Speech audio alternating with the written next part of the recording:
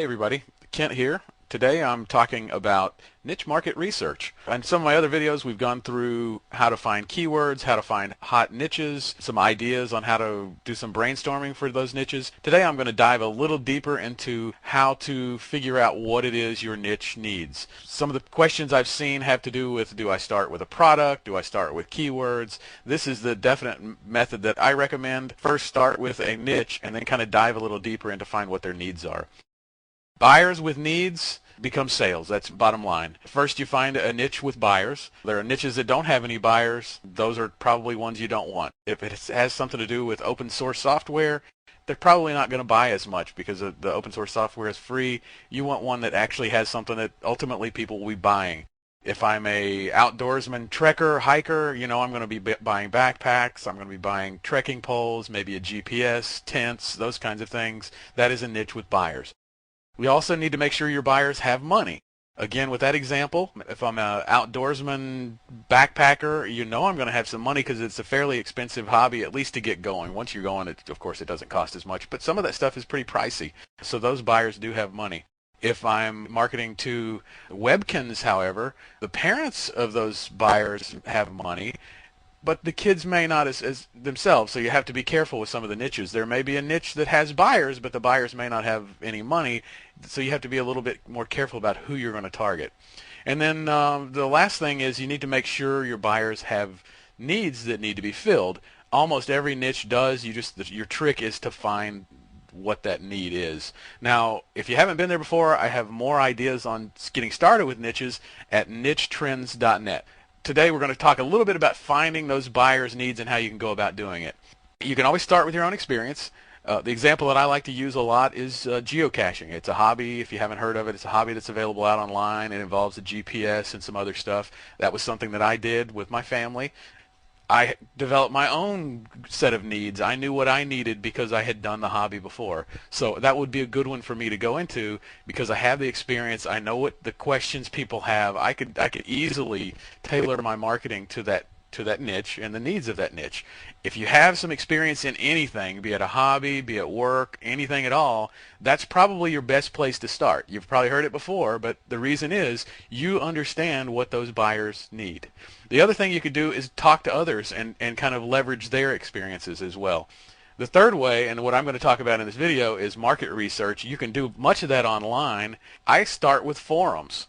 Almost every niche has a forum. There's thousands of forums out online. You could start with Google, just search for your niche space forum. Simple as that, you're going to find some. And if you don't, on the specific niche, you back up a layer. Let's say I'm talking about dressage is the one that I heard the other day in a video. That's real specific type of horse something or other. I don't even know the details, but you might have to go up one layer and look at horses in general instead of the real specific niche.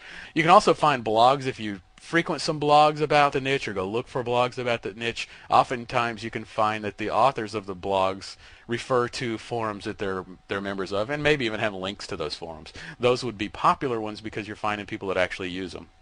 And then the other thing is forum directories. There are directories out online that list forums that are available. What we're going to cover today is bigboards.com. That is a forum directory that's available. It has over 2,100 active forums listed on many topics. And one of the cool things about it is it shows you specifics of how many members are on the forum, how many posts are on the forum, so you can get some ideas on which ones really have some value, which ones don't. So let's flip over there real quick. This is big-boards.com. And you'll notice right off the bat it starts off with the sorted by number of posts, all the boards sorted by number of posts. And I just immediately saw this Gaia Online. It's an anime role-playing community that has 1.3 billion posts. That's a billion, 1.25 million members on the forum. I didn't even know that this existed before. So here's a niche right off the bat that is huge. Now I did dig into this a little bit ago because I didn't know what it was, and it looks like it's teenagers or younger that are doing this. So the question comes up: do they have money? I don't know. That might take a little bit more digging to figure it out. So one of the things I'm going to do right off the bat is change this filter to English because I speak English. I don't know other languages, so we're going to kind of target that. And scrolling through here, I'm just kind of doing this randomly. looking for one that I might know something about. I mean, there's Honda cars. I don't know much about Honda cars. Corvettes, Rooster Teeth. I don't even know what that is. How about bodybuilding.com? Bodybuilding and fitness-related forums. I'm not a bodybuilder. I have done it in the past. I know at least something about that. So that, again, the more familiar you are with the topic, the easier this research is going to be. But it's not absolutely necessary. You can do it without that. But you're just going to look over my shoulder kind of as I go through this and show what I look for.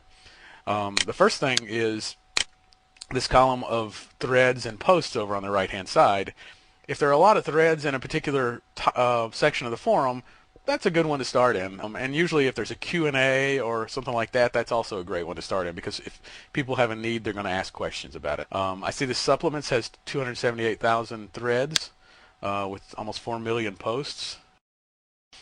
Teen bodybuilding has 211,000 threads. Nutrition has 119,000, and then miscellaneous, that doesn't really mean much to me. So well, let's go look at the supplements and see what it looks like.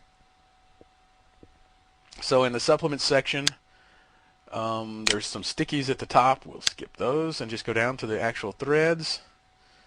And here we go. Here's one. Do Gaspari, BSN, etc. let you down because? So someone is asking, I don't know what these products are, but Gaspari, BSN, they're asking the question, does it let them down? Maybe it has let somebody down, so that might be a way to go find out what their problems people are having with those particular products. Are there affiliate programs available? Might be some way, an in to selling those products. 129 posts and 1,700 views. Here's a huge one down here. New Ergo Farm 1 ad.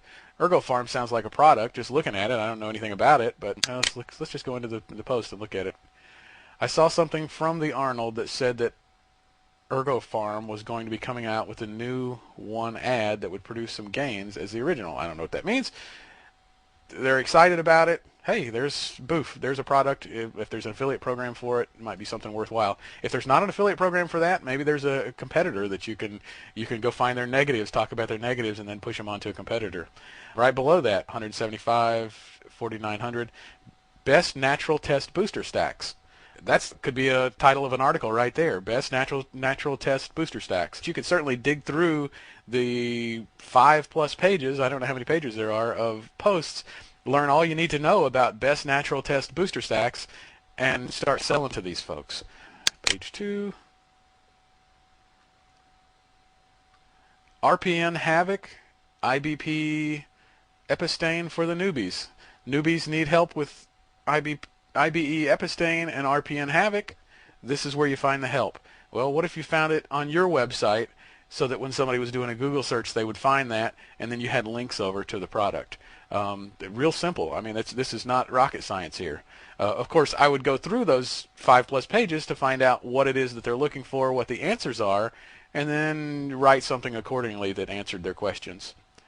Comprehensive pro-hormone user guide. People that are using pro-hormones for the first time apparently need a user guide. It gets a ton of views, ton of responses. I bet you can take some information out of this and do something with it. What is pro-hormone? I don't know. That's the research. I would be writing these things down and continue my research from there. So let's assume that my niche that I chose was bodybuilding nutrition. I come over here and look around. I find a whole bunch of these kinds of things. I'd start answering some of these questions or putting out the ones that seem appropriate, find some products, and then go from there. So that's basically how I do it. Not going to go any further with actually building anything because I don't have a bodybuilding website. But the key, find your buyer's needs. You can do it out on these forum directories online. That's a great place to start. Figure out how to tailor your solution to their needs. Again, that pro-hormone, why is yours better than pro-hormone? So show your solution, and then the sales are just naturally going to follow behind that. So follow this formula. Watch my other videos if you haven't already. I have other videos on finding hungry buyers, finding niches, building websites. You can find those out on YouTube with this one. Also, be sure to visit nichetrends.net. I have some freebies over there, including a guide to really hot stuff that's available in 2008. Thank you. I look forward to talking to you again in a later video.